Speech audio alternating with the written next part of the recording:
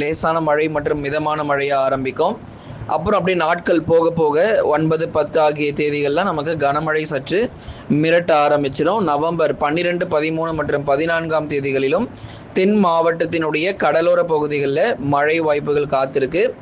அதுக்கப்புறம் நவம்பர் 18லேருந்து 22 வரைக்குமே கூட மறுபடியும் தென் மாவட்டங்கள் அடுத்தடுத்த சுற்று மழை பொழிவு நிச்சயம் பதிவாகும். அதனால் தூத்துக்குடி மாவட்டத்தில் அந்த திருச்செந்தூர், காயல்பட்டினம், ஸ்ரீவைகுண்டம், நாசிரேத்து, கொரும்பூர் இது போன்ற இடங்கள், திருச்செந்தூர் மற்றும் அதன் சுற்றுவட்டார பகுதிகள், கோவில்பட்டி, திருநெல்வேலி மாவட்டத்தில் இருக்கக்கூடிய சேரன் மகாதேவி, ஆலங்குளம், அம்பாசமுத்திரம், வள்ளியூர், பாளையங்கோட்டை மற்றும் காக்காட்சி, ஊத்து உள்ளிட்ட நிறைய இடங்கள் திருநெல்வேலி மாவட்டத்தில் இருக்கக்கூடிய பெரும்பாலான பகுதிகளில் மழை வாய்ப்புகள் கணிசமாக நமக்கு தீவிரம் அடையும். அதனால் தூத்துக்குடி, திருநெல்வேலி, ராமநாதபுரம், ராமேஸ்வரம், மண்டபம், கீழக்கரை ஆகிய இடங்களிலும் பரவலாக கனமழை பொறுத்தவரை